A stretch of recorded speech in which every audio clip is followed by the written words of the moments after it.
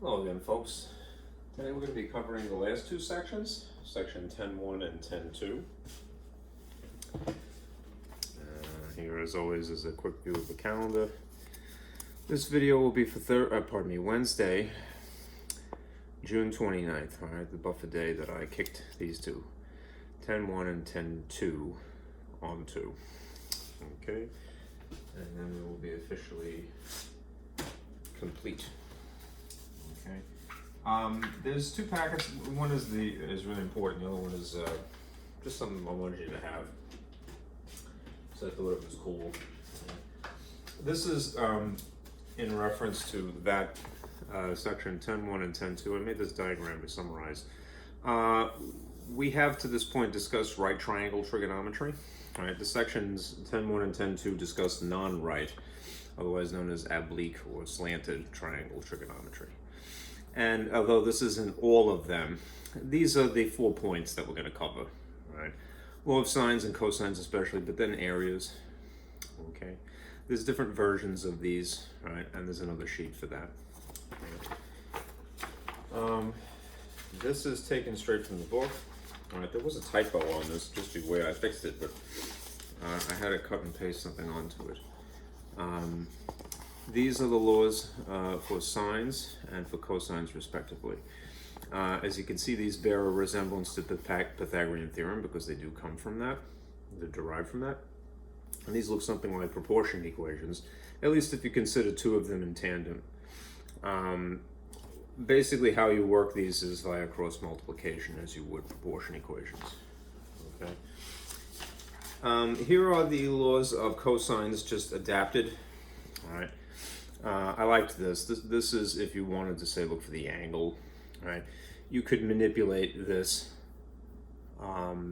version of the law of cosines so that you're solving for the angle. You would have to take the inverse, naturally, of this ratio. Okay. And this is something that I made myself. I tried, if you look here, to sort of highlight what you have to train your eyes more or less to look for, right? If you're going to use the laws of sines, you have to use them when you have an angle aside and an angle literally in that order. The initials indicate the order what you will see them. All right. Or alternatively, angle, angle, side, an angle, nothing in between, then suddenly another angle, and then the side. All right. Or in this instance, a side, and an angle. Okay. The laws of cosines are for these two situations, when you have three sides given to you, or you have an angle in between two sides. All right. That's when to use those. When we get into area, there are at least two different versions of area that we could calculate using trigonometry. If you're calculating area essentially from a side angle side situation, right, this would be the appropriate one of these incarnations of the same thing would be appropriate for calculating area. Right. If you're given three sides instead, you could use something called Heron's formula. You do have to, there's a sort of preliminary step, you have to calculate the semi-perimeter, which is literally half of the distance around a triangle, say. And then use that as the value for the s's, right, in the square root here. Okay, so if you are following along, all right, please do print that out, and I'll sort of point out finer details. All right, this is another thing. This is from your textbook, which I think is really neat. All right, I've been giving it to you in drips and drabs, you know, just as it was relevant. But you might want to keep this, especially if you're going into calculus, right, as a reference. Keep it in a binder or something, or a folder. All right, these are the graphs of the toolkit or parent functions, the most basic form of these types. All right, what their domains are and points that are important to them. All right, remember 0, 0, 1, 1, -1, -1, and so forth is consistent. Right, there's some deviations from that. All right, but those are points that are good to know that make these graphs. All right. Then there is the trig graphs. When I did a trig review with you guys, sine waves and cosine waves, I drew them myself, but here is a nicer picture perhaps. All right. I think it would be good to commit to memory the way that I taught it to you, but this is still very handy. All right.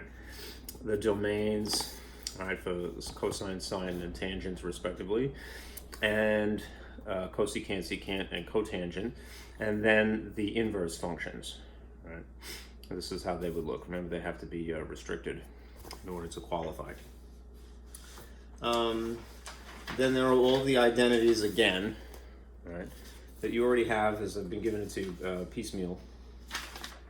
And just beware, there is one typo here. I'm struggling to fix this. All right, this is from your book. All right, there should be a letter B right here, not AA as it was originally typed. It's just a typo. All right, I did not type that. All right, somebody else did. All right. So don't shoot the messenger. Anyhow, this is a nice summary from the formulas from chapter 7. All right. The only beef I have with it is that I don't like to use the letter T personally. I like to use the theta for angles. But it's the same information. Okay? So you might want to print that. I have it as a PDF packet. Keep it for the future. All right? For right now, we're going to go through this stuff. So for 10.1 and 10.2. Okay? Let me turn this on and dim the lights.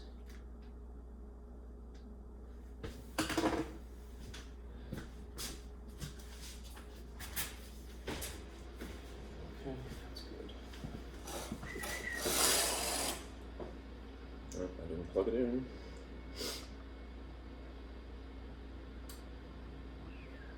Bear with me.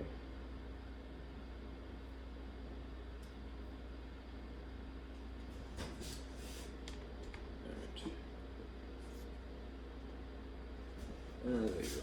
Okay. Just need to move slightly. Maybe a little sharper image, please, would be nice too.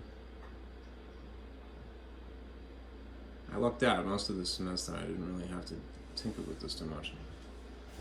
All right, anyhow, what you'd be asked to do in section 10.1 and 10.2 is to solve for right triangle in theory or non-right triangles. When that is the instruction, the implication is that you have to find all of the angles and all of the sides, what their values are. Now, if you know that you're dealing with a right triangle, of course, good old Pythagorean Theorem and these trig ratios would serve you well, right? And you can probably get as far as you need to with just that, right? This, of course, is true. I put this in a little thought balloon on purpose. It's true of any triangle. The sum of the interior angles would be these three distinct angles, all right, adding up to 180. Right, now, what is new in theory are the laws of sines, cosines, and some versions of area. All right. Let me just zoom in on this for a moment. All right. First of all, what a non-right triangle is anything that is not right. All right. There's another way you could refer to it as oblique, which just means that it's slanted somehow. There's no 90-degree angle, basically. No 90 degrees. All right. No L shape. The laws of sines, the way that I've written them here is, I think, the practical way to think about them. When you look on the other portions of the packet, all right, naturally you see a third ratio that this is set equal to the sine of gamma over c. And there's nothing wrong with that, but when you're using it, you have to do two at a time. All right, and basically it's just solving a proportion equation. So depending upon what you need, all right, you would just cross multiply this way, cross multiply this way, all right, and then write a linear equation more or less. Sine of beta, if it's a times that diagonally, is equal to b times the sine of alpha. All right. If you wanted to solve for a letter, that is a lowercase letter, that is a side length of some type, all right, then you would have to manipulate this by opposite operations, move it under there. All right. If you wanted to solve for an angle, you would isolate the trig function, it's always going to be sine in the case of law of sines, and then use the inverse of the ratio of b times the sine of alpha over a. All right, but it's just cross multiplying essentially is the technique. All right. The law of cosines, which is section 10.2, as you can see, they bear some resemblance to the Pythagorean theorem because they are derived from the Pythagorean theorem, right? So we're not we use this version, if you will, in this case, right? This is this little extra term here has to compensate for the fact that it's not a right angle. Okay.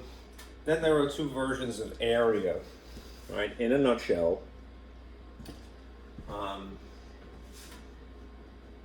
you could calculate the area, right? If you, if you know the base and the height of a triangle, then normally this is the illustration that we are given, right? In one form or another. The height is typically, not exclusively, on the inside, and the base dimension would be perpendicular to the height, regardless of whether it's slanted or even if it were right. Right? In the case of a right triangle, you might call this height and you might call this base, but they are nonetheless perpendicular, right, dimensions.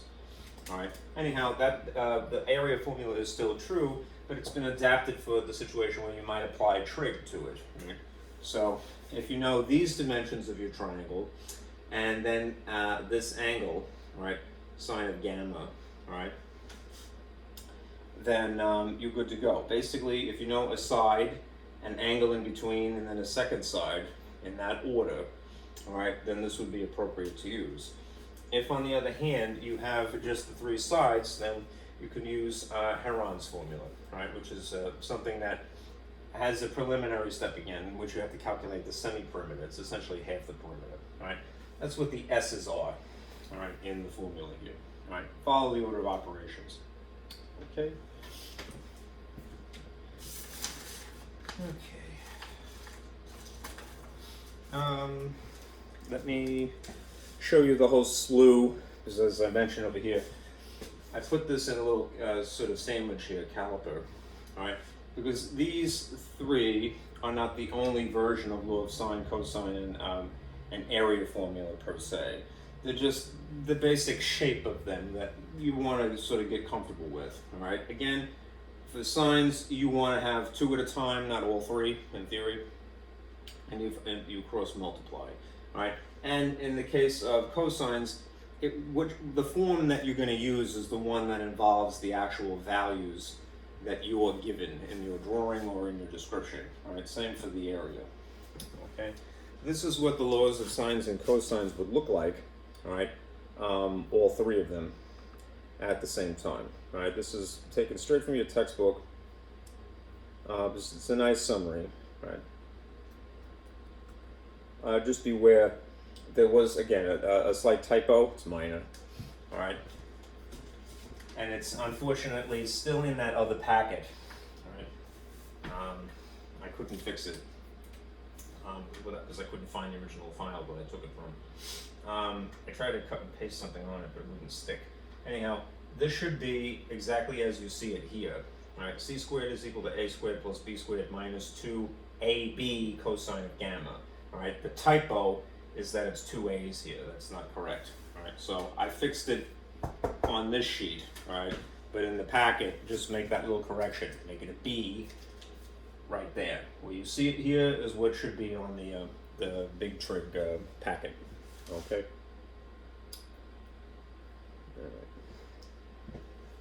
All right. Let me show you how this is going through, and we'll get to some examples. Out of the way.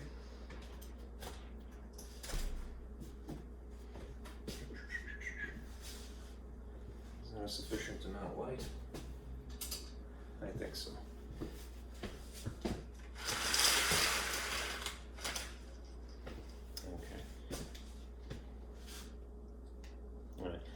Now, if you wanted to derive the law of sines, right? Here is your slanted, an example of a slanted triangle, right? All right? Basically, law of sines can be derived from a comparison, right, of the height from two perspectives.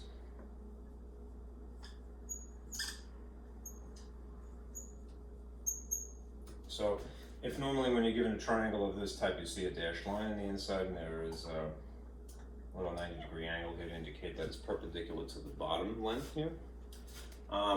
Forgive the labeling, all right? But what you would have normally is that this is regarded as the height, right? All right. There's the height from, let's just say, the angle alpha here, right? H, right? And then there's the exact same dimension, the same measurement for height, but from an alternate perspective. That's why I say it's derived from height from two perspectives, all right? So let's just say you had beta over here, all right? One thing to remember, when you're trying to figure out what the parts are that are given to you in an actual problem, the side lengths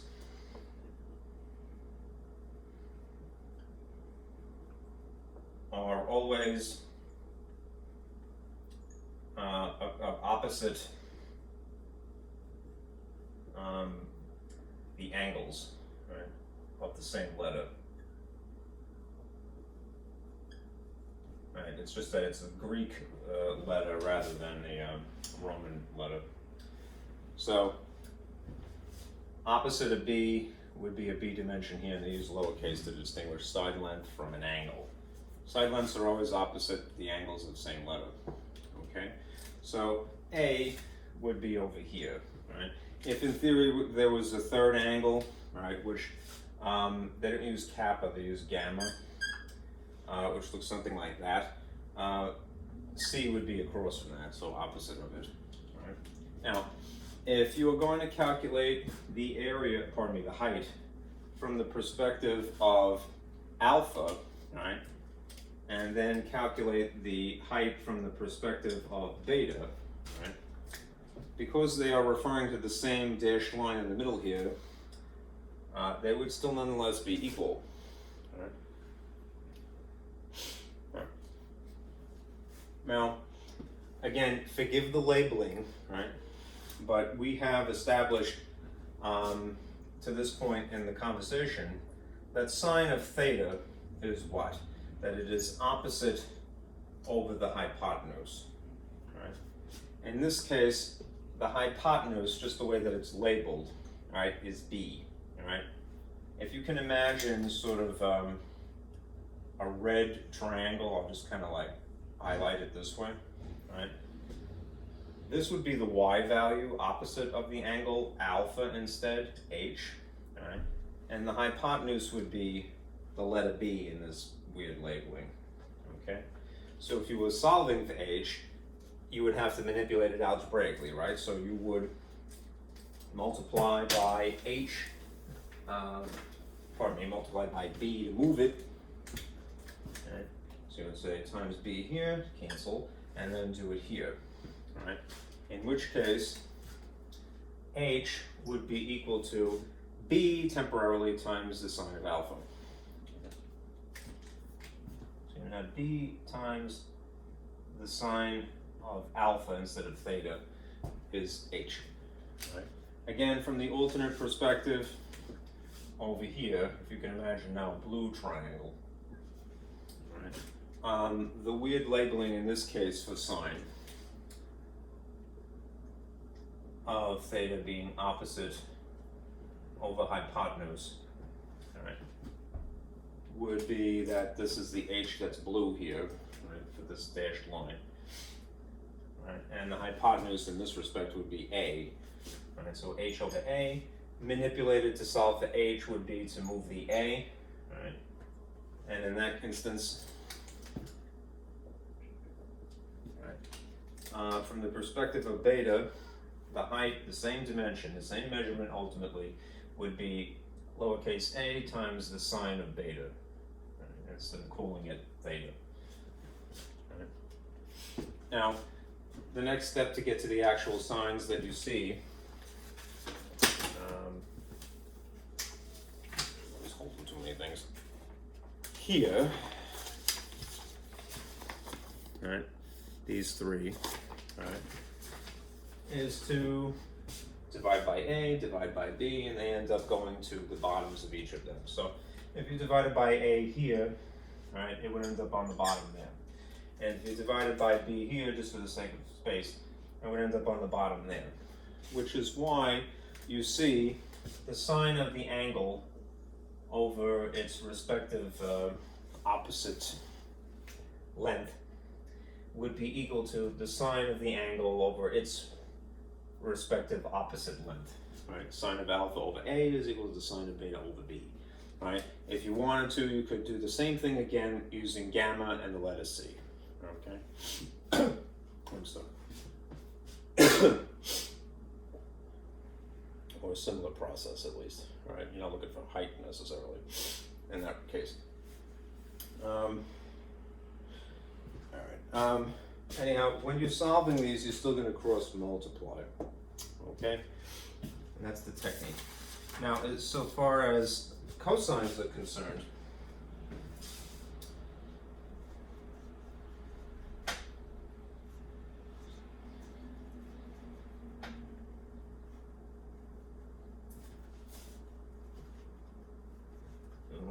sticky today.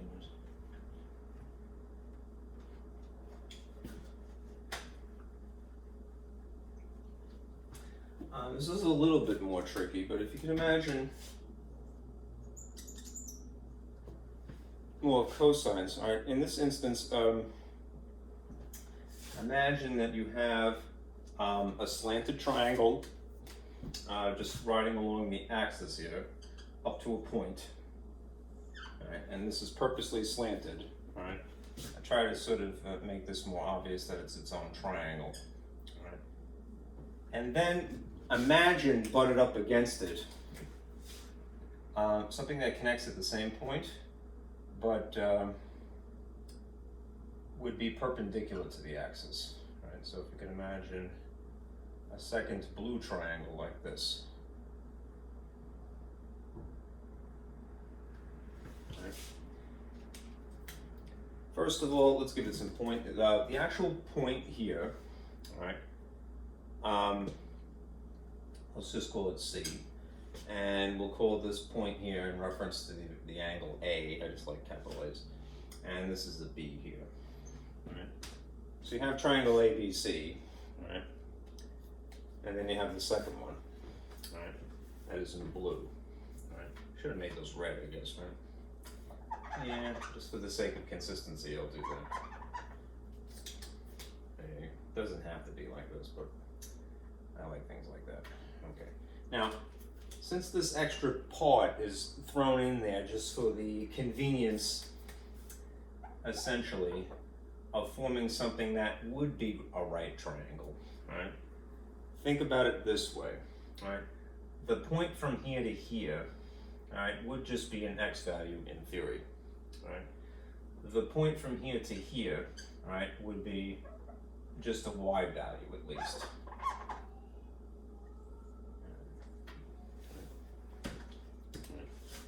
If you wanted to, right, you could figure out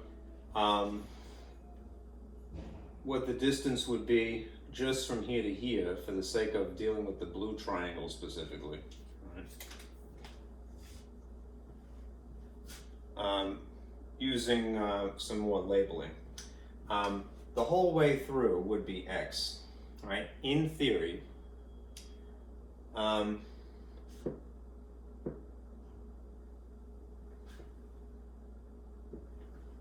if this distance from here to here is just a lowercase c, because it would be opposite of the angle, all right, then in theory, this distance from here to here would be the whole 9 yards, x, all right, minus that segment of it.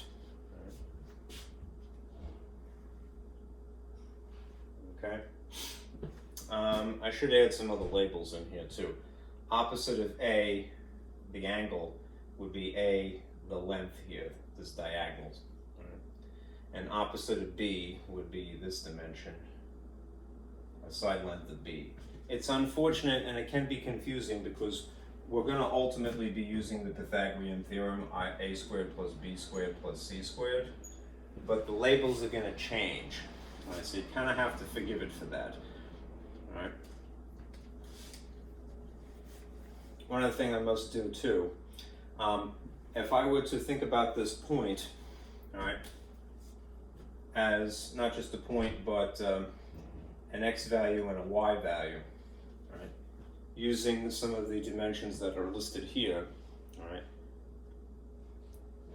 Remember, under ordinary circumstances, we're talking about a unit circle, right? So a unit circle has a radius of r, all right? But in this case, all right, the radius would be whatever this dimension is, that is the b letter here, all right?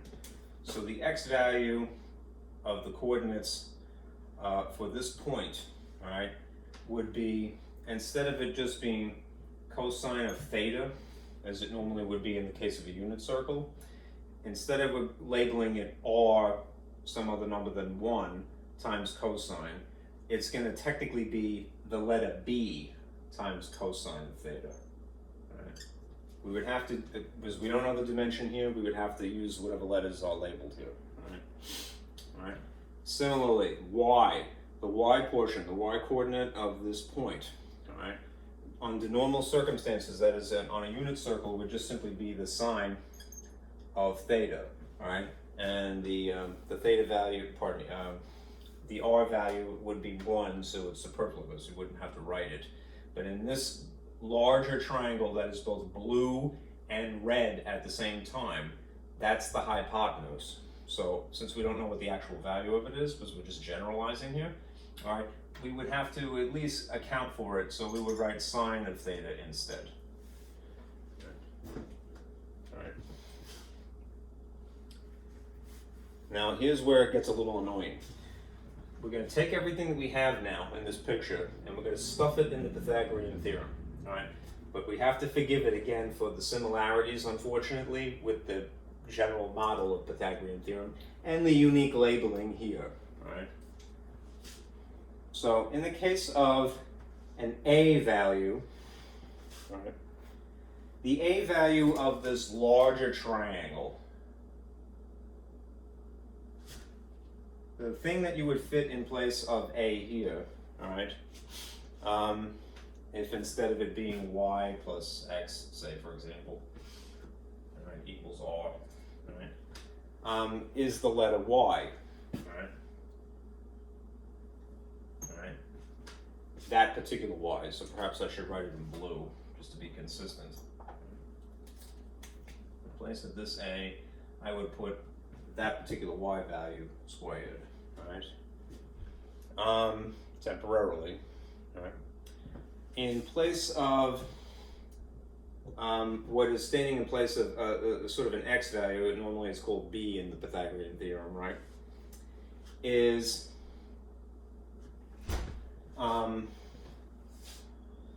just considering this blue triangle for a moment.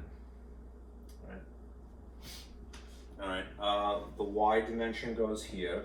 All right, to correct myself, I'm just looking at the blue, not the whole thing. It's this fragment of it, this segment, all right, just from here to here, which in theory, if we were using x, would be subtracting c from that. All right. So in place of this, you have this expression of x minus c squared. Right? And the c value, this is the ultimate in cookie, right, is, again, if we're just looking at the blue triangle, right, just to overemphasize, the hypotenuse in this case, which is normally what goes in place of c, right, is this particular slant that is the a dimension, little lowercase a. So it's a squared. Let me fill in the one thing that's missing here, which is plus, and now take it another step, all right? What would be the x dimension that really represents the whole triangle, all right? It's this trig relationship, right? To make it even more annoying, right? So in place of x, we have the x coordinate for the point of C, all right? Which is b cosine of theta, right? Theta being here, all right? This is still encapsulated. This is still subtracting c, it's still squared, and that's still a squared over there, all right? And now a similar effect when we're dealing with y. If we're now considering the whole triangle, right, not just the blue chunk of it that makes it a right angle, but this imaginary coupling that would be in purple in theory if it was both simultaneously blue and red, all right? Y can be referred to it by its sine relationship here. So it's B, right, the hypotenuse in theory in this perspective, times sine. B sine of theta. All right, still squared. All right. Now, what do you end up with? From this point forward, it's just a lot of algebraic tidying up, right? And it's not too bad, right? This thing will be something like a perfect square trinomial. All right, because you have a square of something that's two terms, all right? But this one is really super easy, right? So remember, when you're squaring a product, both of these factors, the b and the sine function, or the sine, would be squared, right? So I'll write it over here, right, without the messing away.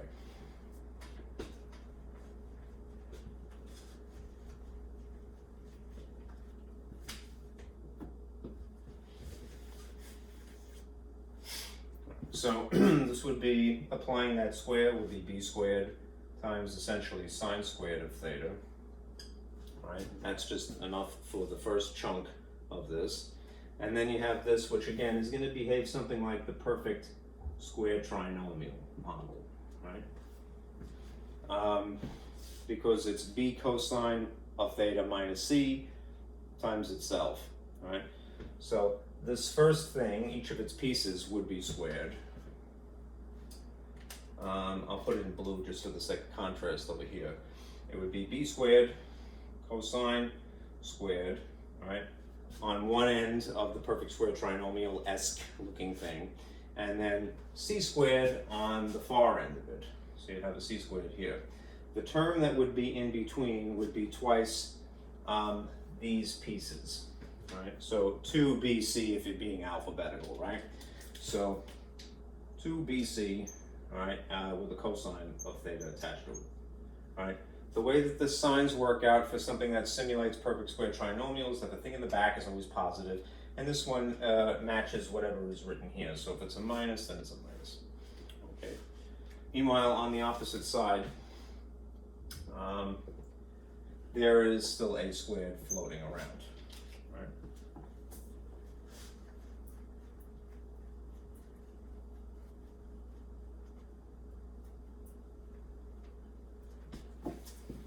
Okay, now here's another example of when you're trying to tidy up, you look for things that are convenient, that can be paired together. Right? You can do a little factoring, just a chunk of this. Right? You may notice that there's a sine squared, right, and a cosine squared. Even if they weren't adjacent, they are both positive. Right? And that is the Pythagorean identity. Right? So if I factor out the b squared chunks from each, and just simply write it outside of them, all right, then I would have this left over. All right. The Pythagorean identity, which would reduce to just the number 1, which means that ultimately you just have b squared there. All right. Then you have this other stuff adjacent. You have plus c squared, I like to go alphabetically, and then you have this term here, minus 2bc cosine of the angle, all right? And what does it still equal? A squared, all right? This is just one of the 3, all right, of adapted Pythagorean theorems, for lack of a better phrase, for when you're dealing with a non-right triangle. And you would use this one when you're looking for an A value, which you can only tell based upon the conditions of the problem uniquely given to you, all right? The unique conditions at that point, all right? Let's do some examples.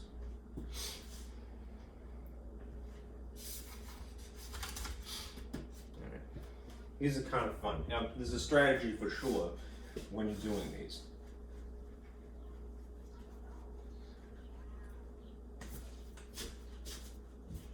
All right. I need the space. Buff, buff, buff.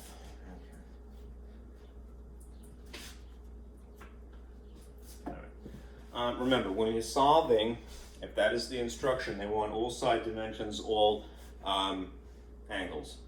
All right. What you should try to get in the habit of doing when you see this instruction, solve the triangle, whatever the triangle, the way it's drawn or described, right?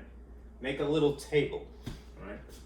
So if these are the parts A, B, C, these would be the angles if you're following with the Greek sort of style of writing it, right? To my knowledge, I don't know why they chose gamma, except that it happens to be the third letter in the Greek alphabet, right? Just as C is the third letter in the Roman alphabet, right? Or the English alphabet.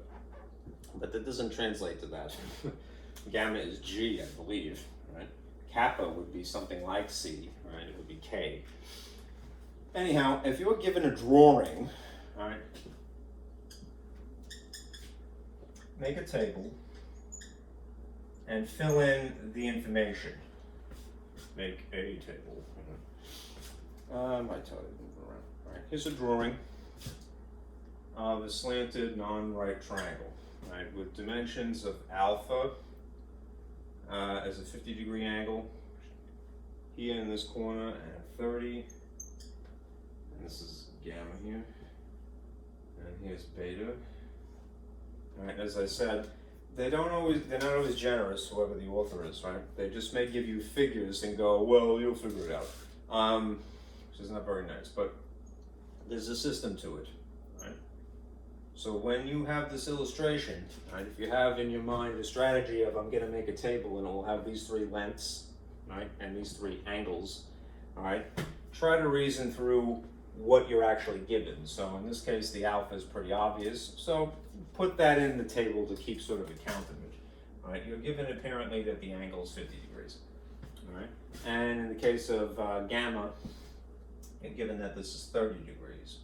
Right? That means the one thing that's missing is beta, right, which we could figure out even without advanced trigonometry. Right? But as far as the side dimensions are concerned, the actual lengths, right? Remember, they're always opposite the Greek incarnation of them. So opposite of 50 is the number 10. So that implies, without it being written, that that's what A is, right? C is not known, all right, and B is not known. They're just labeled as such. All right, so to completely solve this triangle, right, we would need to figure out these two lengths and that one angle, right? And as you do these problems, there are, varying degrees of difficulty. So you may, in one problem, use an inverse to calculate the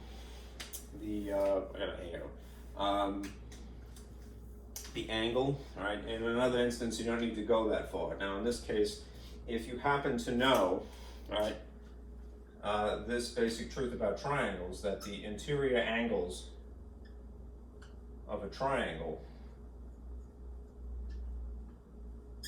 equal 180, right, then you can reason through what the B value would actually be, right, the beta, I should say, right. It would be, 180 would be the total, so you would have, to figure out,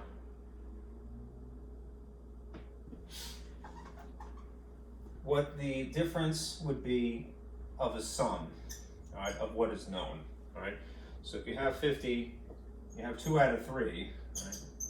You would add first and then you subtract from the total,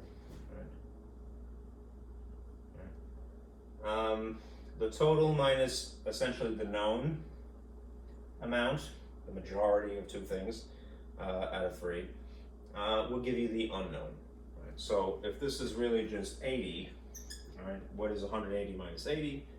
It would have to be 100 degrees, all right, without involving any advanced trigonometry, all right? Now, if we wanted to, from scratch, figure out maybe the length of B or the length of C, remember we're going to use either laws of sines or cosines. based upon what is given. So I'm going to purposely highlight what we started with. I mean, now this is not really so much of an issue because we have the third angle, but let's say that you were starting from scratch. All right, you have an angle here, so I'm just going to highlight that this is what's given. All right, and an unknown, and then an angle, and then you have a side length. So if what is given to start with is angle, angle, side, that would dictate which technique we're going to go further with, whether we're going to use laws of sines per se or laws of cosines. All right, and now I would ask you to just sort of consult this portion of the diagram that I've drawn. As it is highlighted. All right. Basically, we have this situation. We have an angle, nothing in between, a second angle, and then a side length. So AAS. All right. So we're going to use the law of sine in that case. All right. Which means a proportion equation. You know, one ratio set equal to a second ratio. All right. Let's see what we can get away with working with. All right.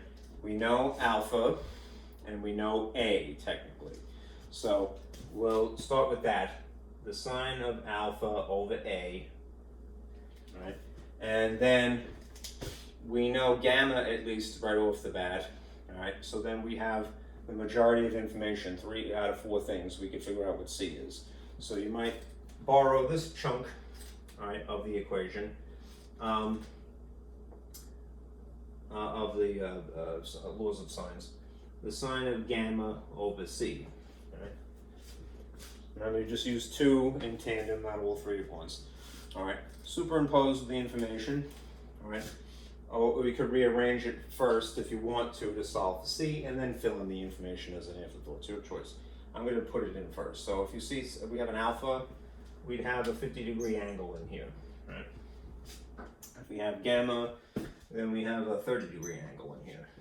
Right? The A value would technically have to be 10, and the C value is the thing that we're actually looking for. Okay? I'll erase this just in the space. All right. And then it is a matter of cross multiplication technique, right? So if you want to solve for C, we have to isolate C at some point. But we're going to multiply diagonally one way and then another. All right. On one side, you'd have C times the sine of 50. And on the opposite side, you'd have 10 times the sine of 30. All right. To solve for C, you would divide by sine of 50 and put it on the opposite side. All right. So the value of C ultimately is going to be this, which you can enter into your calculator. All right. Just make sure that you have it in degree mode, since that's what they gave us, degrees. And you can enter in this entire thing at once. So 10 times the sine of 30. You could, in theory, figure out what the ratio would be, but don't bother. All right, because you're not going to get a nice number anyway. You're going to get a length. So you may have to round. Let's see. All right. So you have this typed something like that, entered. And there's the whole kit and caboodle. And you see that you have, it looks like 6.5 approximately, if you round it to the 10th place at least. Okay. All right, so the C value is about 6.5. Whatever the unit would be. All right. You could pull a similar trick, all right, for the C value, pardon me, the beta value, all right, the B. We already have beta. Since we happen to know that this is 100, right, you could use either gamma or alpha, right, and go through the similar process. Over 10 is equal to, in this case, the sine of beta, which is 100, over the actual B value. Which means that ultimately, if you cross multiply this way and this way, B would end up being, all right, almost the same thing, only you're using this angle of 100 instead, over the sine of 50. That's a funny looking 5, but you get the idea, right? So 10 times the sine of 100 divided by the sine of 50. And in that case, you get about 12.8, or 12.9 if I round it to the 10th place. Okay, 12.9. All right. So that's pretty cool, right? All right. The trick is deciding what type of triangle dimensions you're given. In this case, angle, angle, side. All right.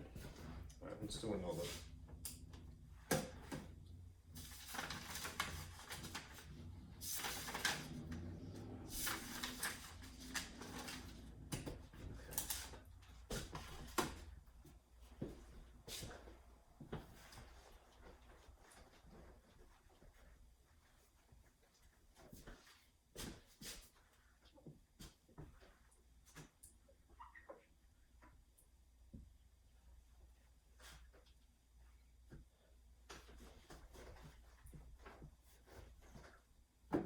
Let's say you're given this drawing with some description to match it.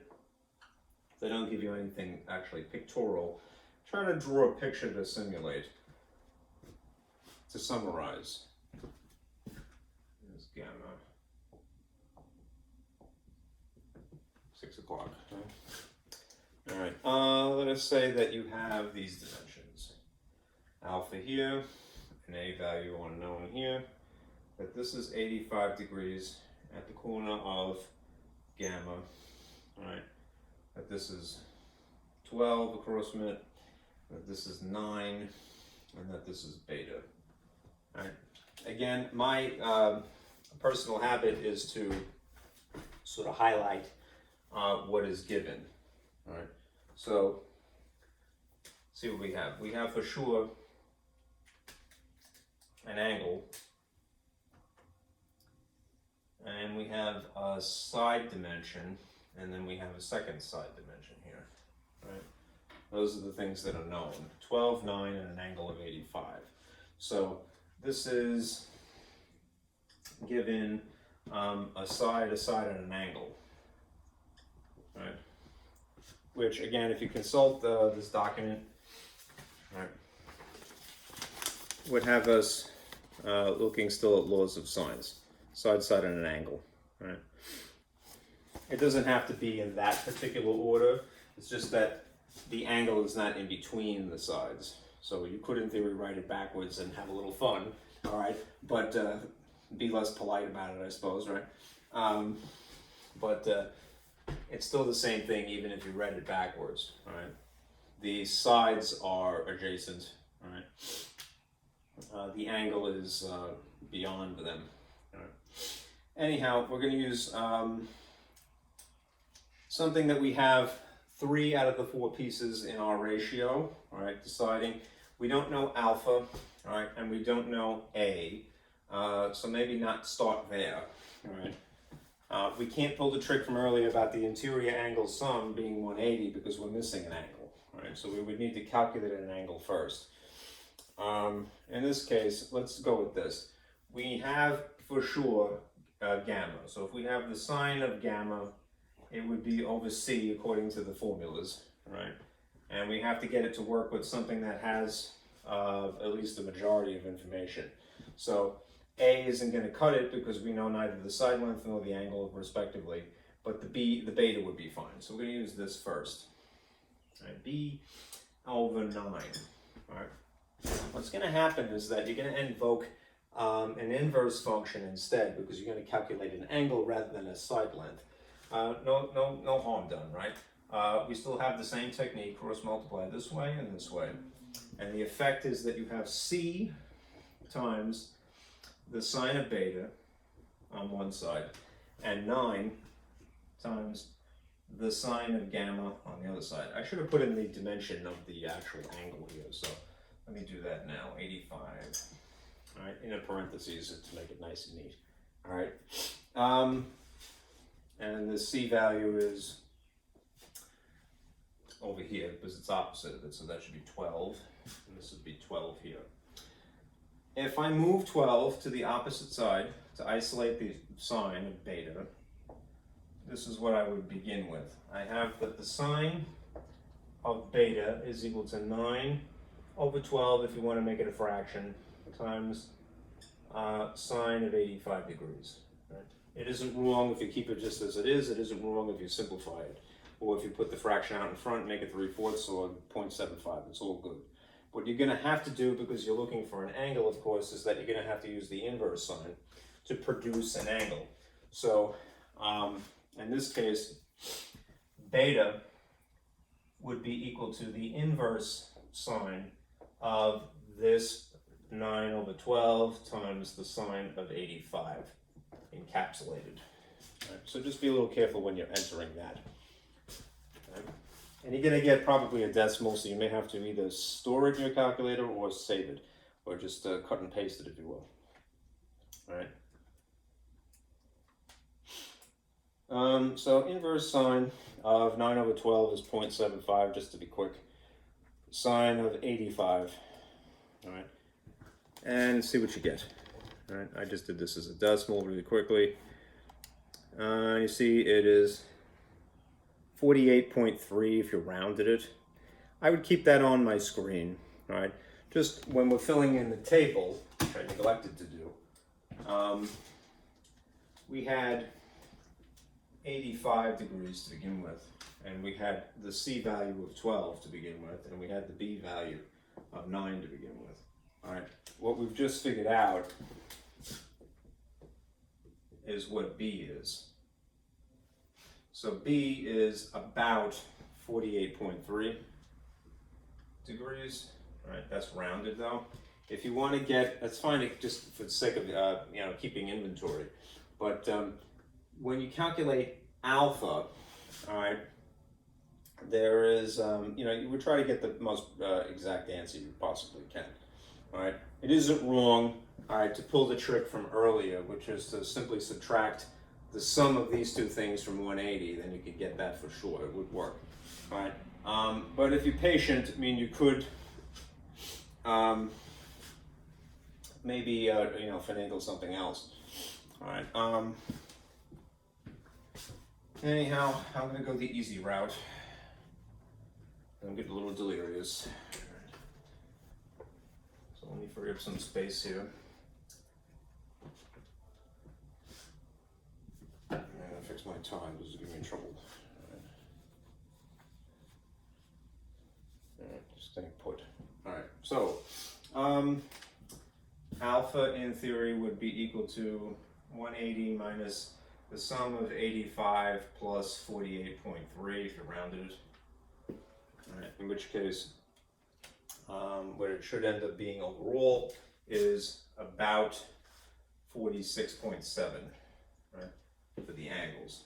Okay, this would be the effect here.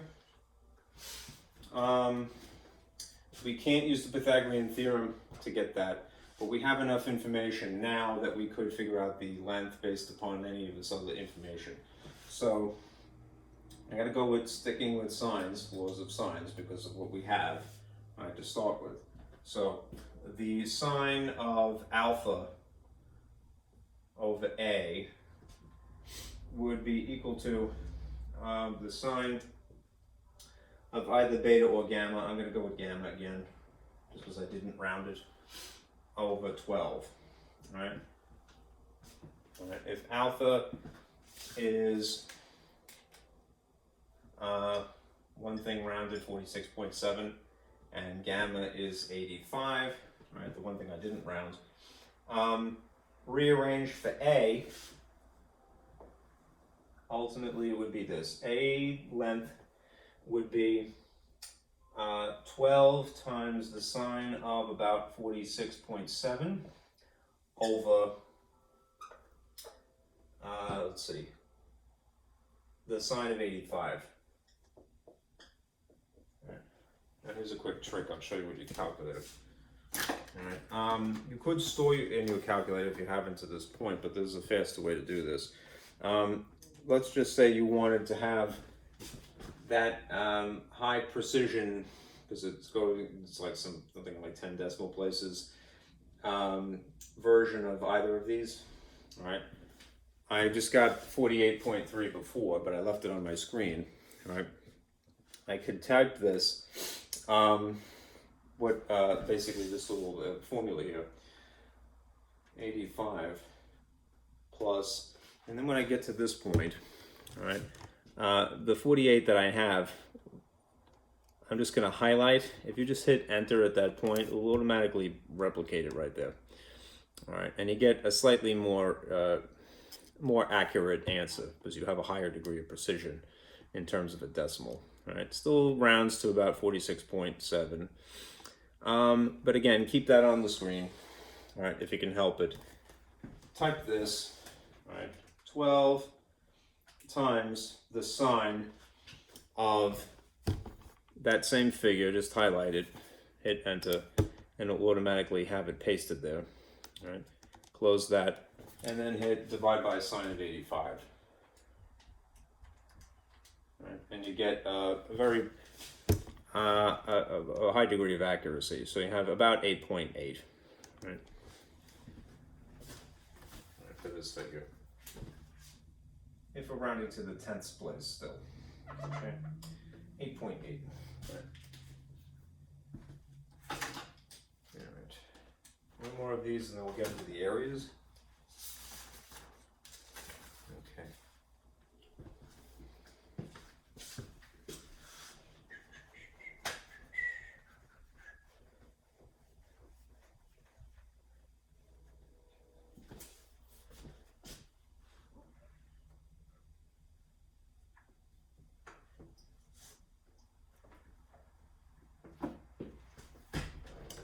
I'm sorry. Let's see. Suppose you're given this triangle. You say, I don't know why I can't draw straight to save my life sometimes. Being a twit, but it's good to be precise, right? Alpha, beta is over here now. Gamma is there. And the dimension, that is the angle known as the beta, apparently. And this is 12 down here, and this is a B unknown, and this is a 10. All right. Again, I said a beta example on my second example here. I should start with this. If we're solving for a triangle completely, we want to know all of its side lengths, and all of its angles. So make a table, all right, and fill in the information that at least you know you're given. Opposite of beta, which is known, I'll use blue here, is the actual B value, which is not known. Opposite of gamma, which is not known, is the C value, which in this case is known as 12. Would have to be, right? And then in terms of alpha, also not known. We do know the dimension of A, that is 10. So we're looking for these two angles, ultimately, and that one side length. Now, again, I would highlight, as a good habit, what I'm given to decide ultimately if I'm using laws of sines or laws of cosines. So for sure, I know the angle here, right? I know a side length, and I know a side length that the angle is comprised of, right? In tandem. So I have essentially been given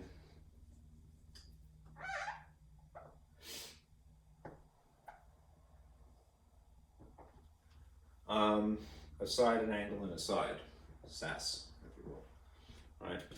This is shifting gears ever so slightly, right? Because in this case, if we have a side, an angle, and a side, as emphasized here, that is laws of cosines instead, right?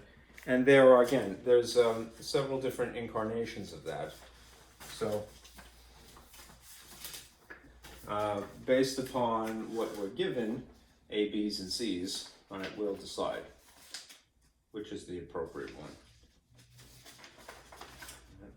Just to refer to this, right? Maybe start with logically the one that is for B, right?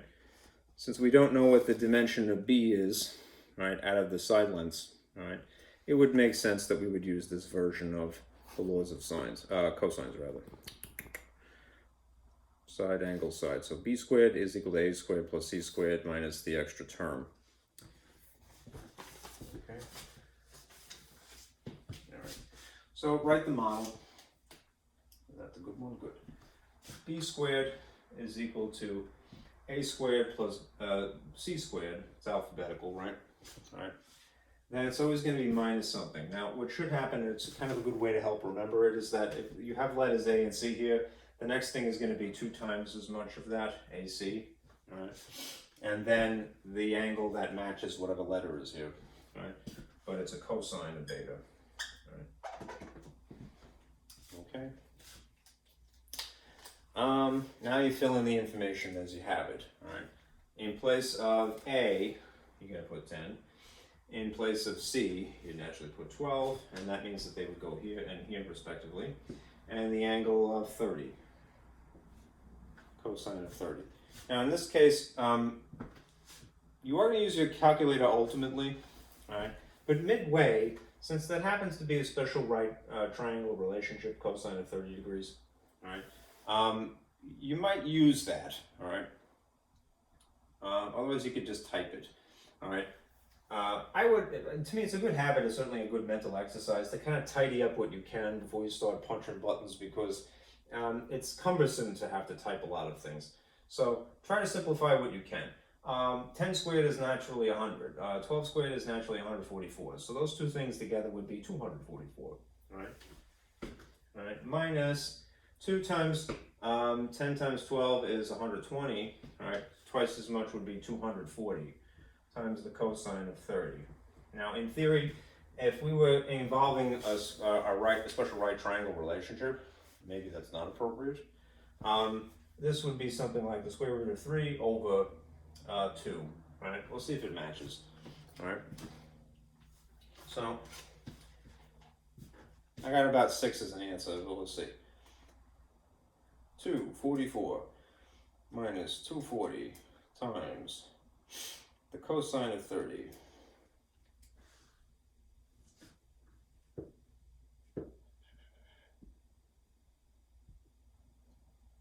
Okay. Oh, one thing I neglected. All right.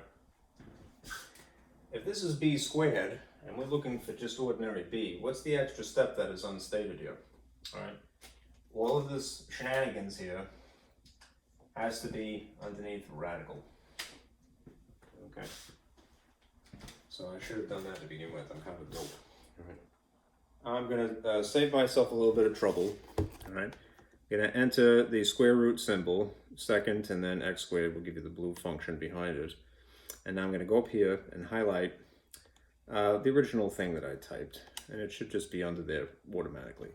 All right. Now in theory, all should be well. And yeah, there we have it. Okay. As it should be. All right.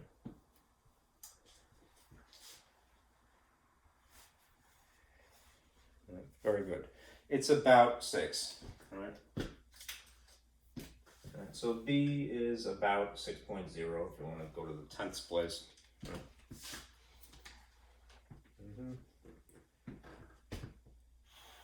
Let me just do something to just verify here. 244 minus 240 times square root of 3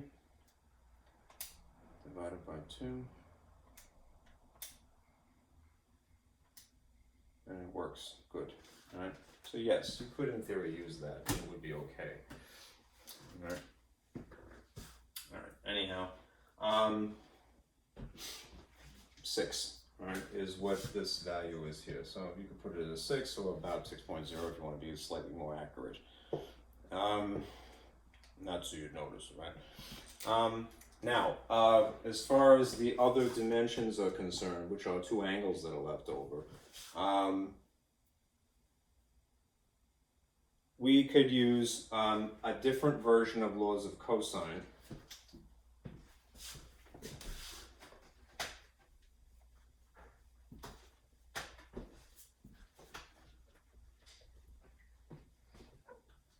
All right. But what I'm going to point at is the rearranged version of them for the angles per se. All right, this is something I liked that I swiped from your book. All right, here are the laws of cosines, again with the little typo corrected. If you rearrange them for the angles, they would look like this, this, and this respectively. These are still laws of cosine though. All right, they're just from the perspective of the angle rather than from the perspective of the side lengths.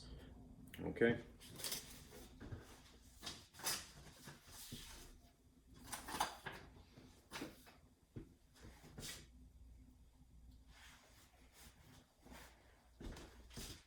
I haven't checked, but I wonder if it is possible to try the laws of sines, because it might be easier. All right, since we have some dimensions here and we have an angle. I'll verify as an afterthought, but let's see. If I wanted to get alpha to start with, the cosine of alpha, our rearranged version of the laws of cosines, would be this: b squared plus a squared, c squared, minus a squared over 2bc.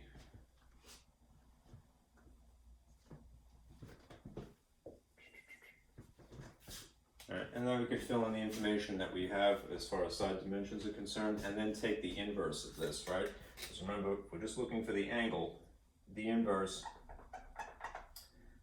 would be the inverse cosine in this case of whatever this amounts to.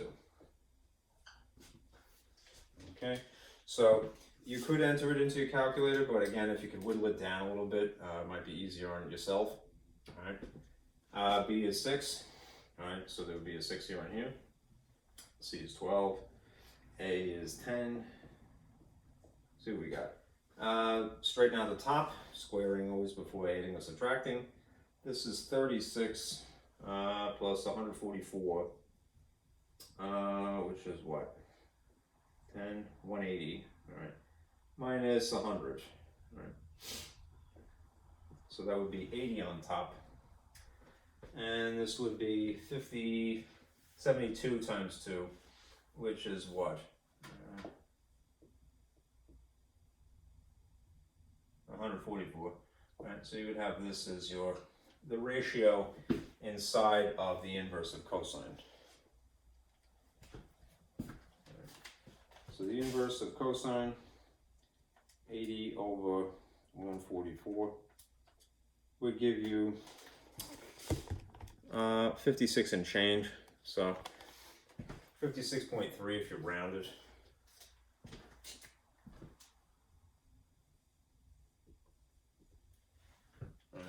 And then you could try the triangle angles, interior angles add up to 180. So gamma would be equal to 180 minus the sum of 30 plus 56.3. And in that event, you should get 93.7. Just because I'm curious, can you get away with using sines at this point? I think you can, right? To get the same alpha.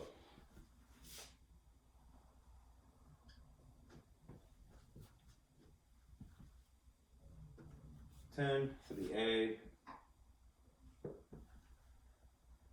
And I'll use beta of 30 over the 6 that we figured.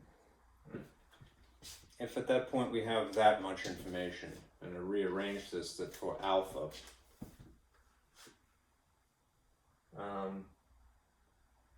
sine of alpha would be equal to 10 times the sine of 30 over 6, and so the alpha would be equal to the inverse of sine over that.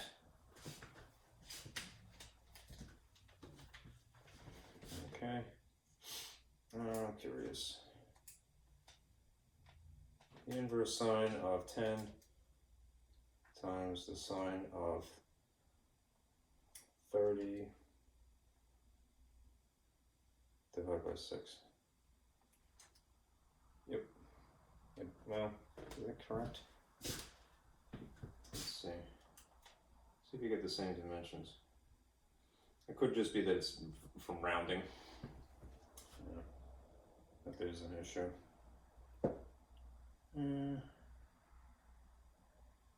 Let's see.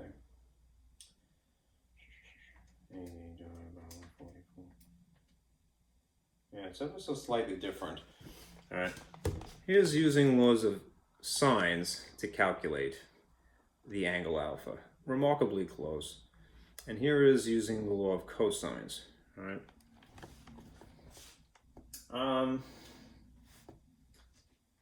My instinct is to just stick with cosine since we decided that to begin with, right? But it is pretty close, right? I don't think it's wrong to try to use the laws of sines after the fact, but if there's a discrepancy, it probably is as a result of rounding, because this is a rounded number, of course. Right. Okay.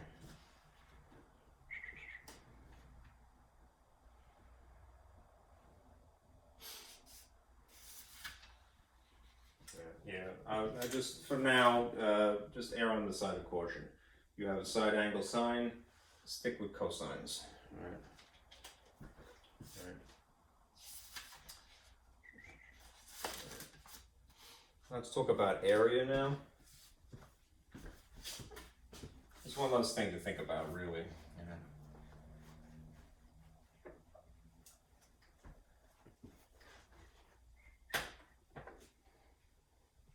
It shouldn't matter, but maybe I'm just setting a bad example. You know.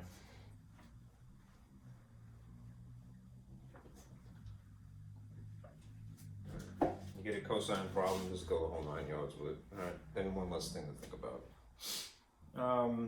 Let's talk about area, though. Okay.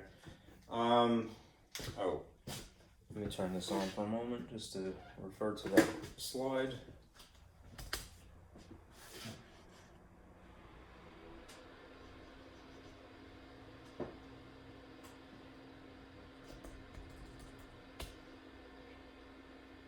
Okay. If you take a look at this, this is another thing I made to summarize.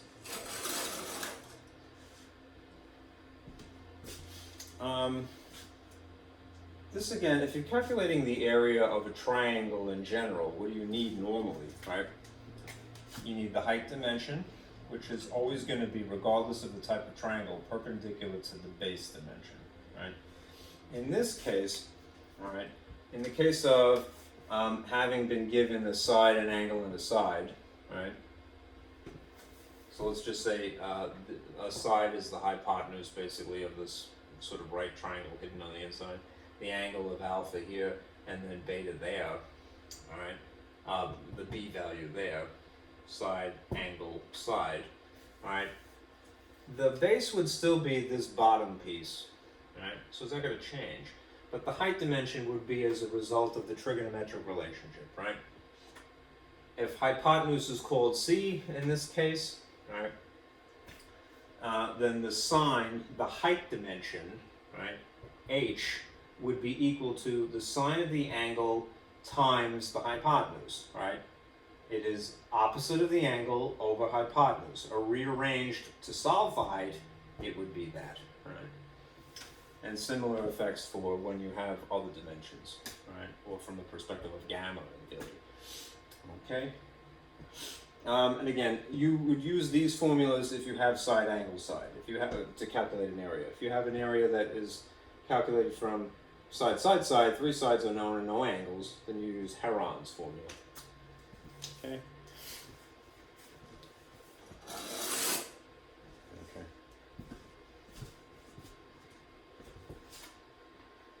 Okay. So, turn that off. It's stubborn, it goes all the way. All right. All right. Continuing.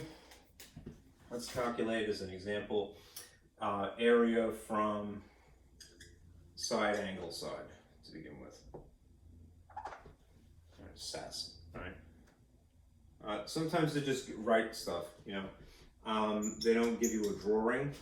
So if they tell you, oh, all right, given A is equal to 90, B is 52, and gamma is 102 degrees, right? Take that information and then draw an oblique triangle, some kind of slanted version of this, right? This doesn't have to be alpha, beta, gamma, or this alpha, beta, gamma, or starting from here, alpha, beta, gamma. It's up to you. But just remember that the angles and the side lengths that they correspond with in terms of the letter, all right, are always opposite of each other. So the one angle that we know is gamma. So my instinct is somehow to put it over here, but it doesn't have to be. So opposite of that would be C. All right, and I'll put 102 in here. Now the alpha and the beta are up for grabs, but if you know that, I like to read clockwise here. I'm going to call this alpha, which means that opposite of this would be A here, and if this is beta, then the opposite of this would be B here. So in this case, instead of alpha, I could put 90. Instead of A, I could put 90. Instead of B, I could put 52, or just write a little equals, maybe for the sake of clarity. Okay. So based upon what we have, all right, we will choose the appropriate area formula, because again, there's 3 versions of this to choose from. So now, if you have gamma given to you, I mean, that might gravitate down here automatically, right? Do we know A and B? We do. So I'm going to put those in there now, all right? It has a half, of course, because that is from the original area formula. So here is the formula, all right? The area of this side angle, side triangle is equal to a half times its base times its height, all right, as any triangle would be. All right, the base in this case is 52, so it's the B value. All right. And the height of this triangle, from the perspective of gamma, all right. Let's see.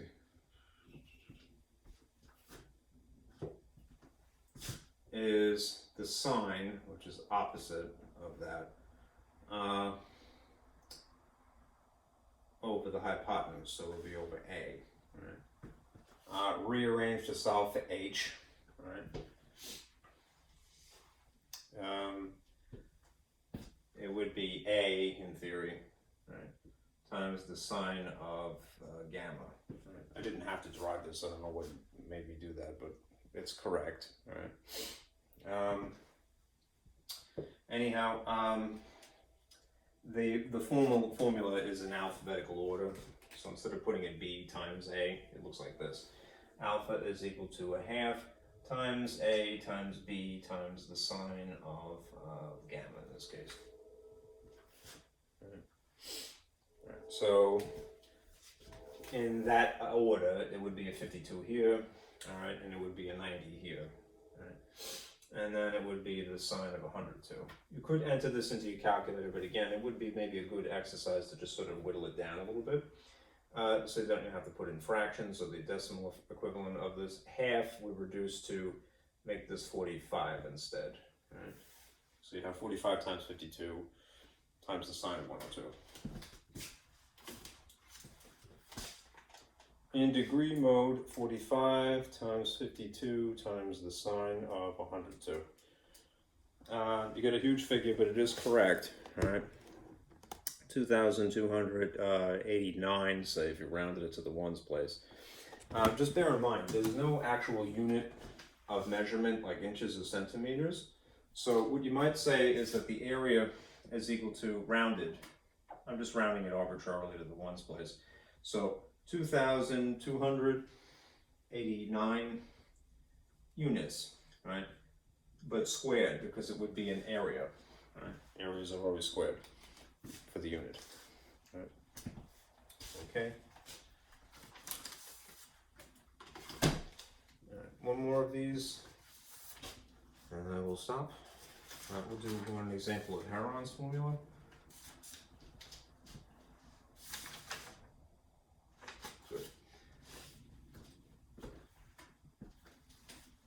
In this case, let's say you give it a picture again.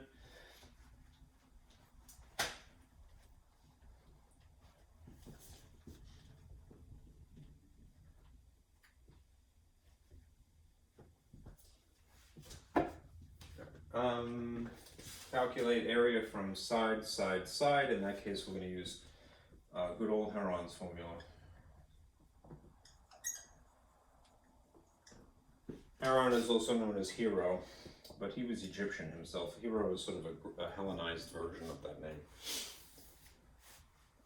Well, you could say Romanized. He lived in Egypt during the Roman Empire.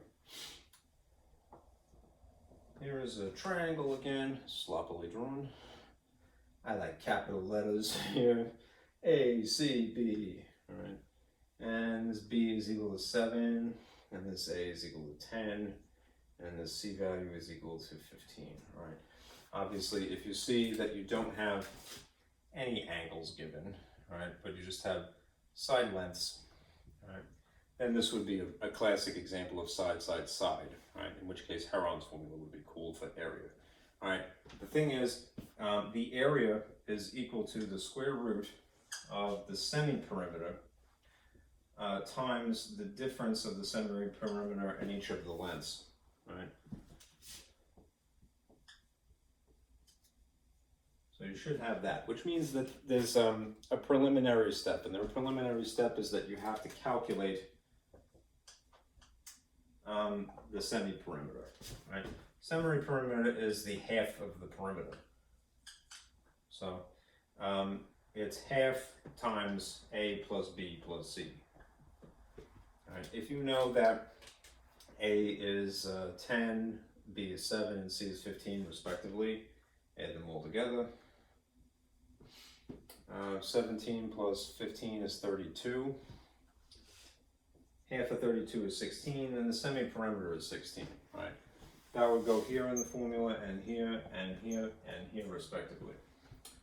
And then just follow the order of operations, but input 10, and 7, and 15, respectively. Clean it up a little bit, you know. It's going to be 16 times 6 times 9 times 1. Right, which is ultimately 16 times 54. That's what occurs to me. And you can, you know, input that. Right. Right, so the square root of 16 times 54, at least, reduced that much, would be this. Right. 29 and change, so if you rounded it to the 10th place, it would be 29.4 units squared. About equal to 29.4 if you're going to arbitrarily round to the 10th place. Units, whatever they are, squared though. If you're going to write that, put this exponent of 2, right, because it's an area. Okay, and it symbolizes that. Okay. All right, that is that. We are done with the semester basically. All right, as I mentioned to you, this is going to be, I'll try to figure out the homework for these two for you guys, and it'll be the last thing.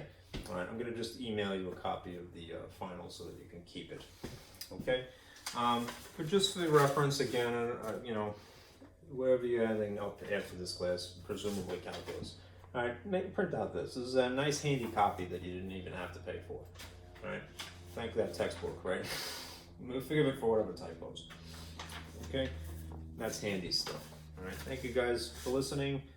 This video is for Wednesday. It is the last regular class. All right, I will just communicate with you tomorrow via email and messaging. All right, be careful out there.